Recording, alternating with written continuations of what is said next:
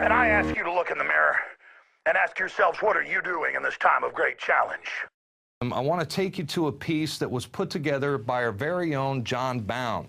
He's a very talented writer and producer here at Infowars.com, and he's going to educate us on the Hegelian dialectic, and he's focusing on the psychology behind government-sponsored terrorism. The global banking cartel has used one tried-and-true process to create wars, rob us of our currency, and eat away at our substance. This process of control over the masses is called the Hegelian dialectic. So what is it, and how is it being used today? German philosopher George Wilhelm Friedrich Hegel devised a dialectic, or method to resolve a disagreement between outcomes. The dialectic is made up of three attributes: thesis, an idea or opinion; antithesis, the opposite idea or opinion; and synthesis, the alchemic process to bring together a wanted change. It is commonly referred to as order out of chaos, and is waged against the masses in many forms. Saul Alinsky, self-avowed Marxist, proponent of the Hegelian dialectic, published this in Rules for Radicals. Any revolutionary change must be preceded by a passive, affirmative, non-challenging attitude toward change among the mass of our people. They must feel so frustrated, so defeated, so lost, so futureless in the prevailing system that they are willing to let go of the past and chance the future. George Bush became the hero of 9/11 simply due to the fact that he was the president, and then rammed through legislation that threatened our liberties as we all complacently stood by and allowed it to happen. A manufactured crisis occurs, thesis.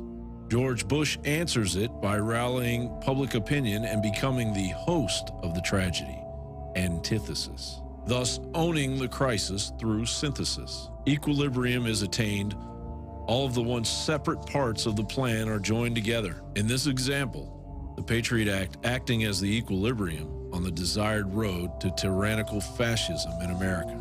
They're too good at what they're doing. They create the crisis on record. They sell the fraud. Then they say, give us more power. Give up your sovereignty, Europe, America, and we'll fix it. But then it only implodes faster. They make bigger bonuses, but they're destroying their own golden goose. They're hacking it open greedily.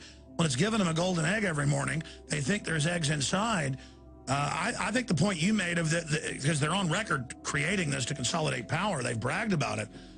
Those memos have been made public by Goldman Sachs and others, but they're going to fry things so badly the bankers are all running to private islands with their own security teams. I mean, like they want to rule everything so much and have just so many digits in their bank accounts that they're going to devalue the value of the digits through their sheer greed. That is a possibility. And if you look at the Hegelian dialectic, if that crisis at the beginning spins out of control, they lose the tail end of the dialectic, don't they? There will be no synthesis at the end. They'll be lucky if they survive. Another method to manipulate the masses is the use of two opposing views to attain the desired view. Politician A espouses the first view. Politician B counters with the differing view. A clear example of this was the debate over the unconstitutional NDAA bill of 2012. I strongly believe that the United States government should not have the ability to lock away its citizens for years and perhaps decades without charging them and providing a heightened level of due process. We don't pick up citizens. We don't incarcerate them for 10 or 15 or 20 years or until hostilities end, and no one knows when they will end, without giving them due process of law.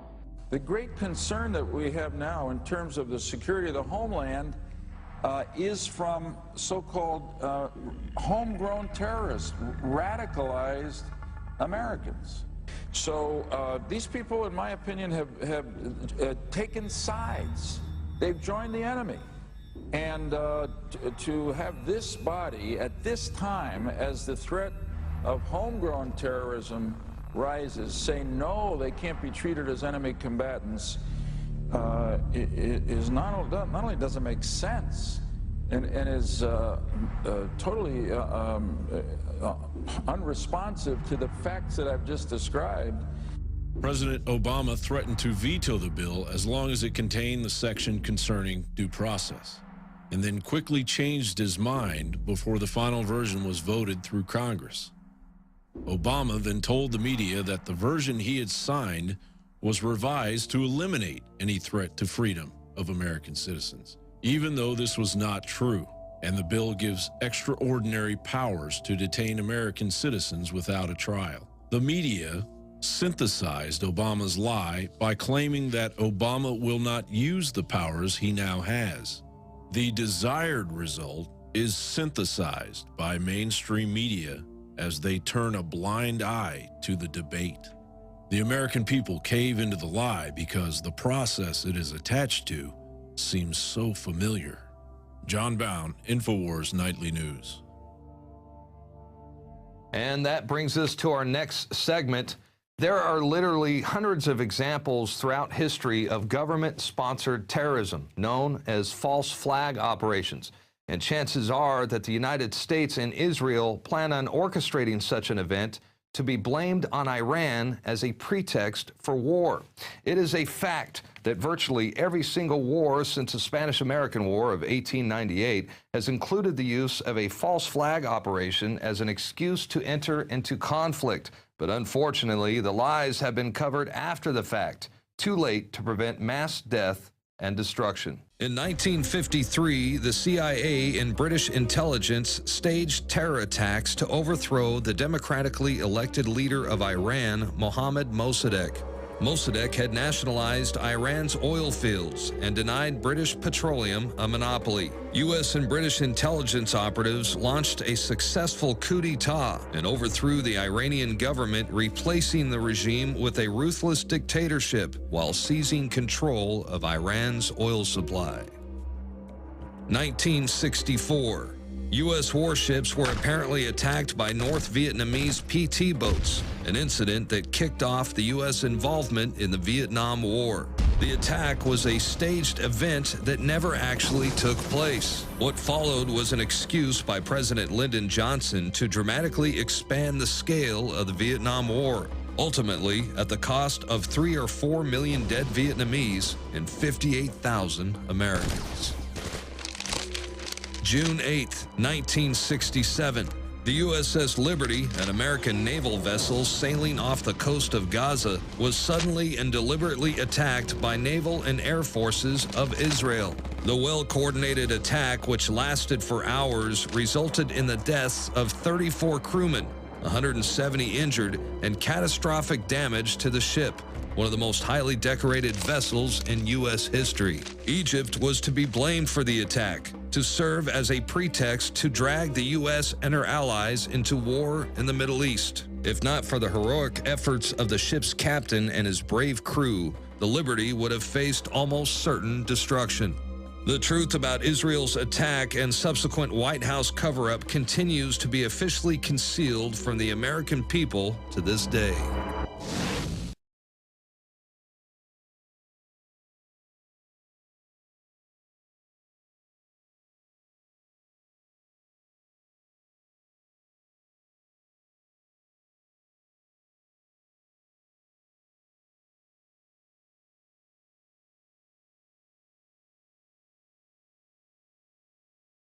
$17.76.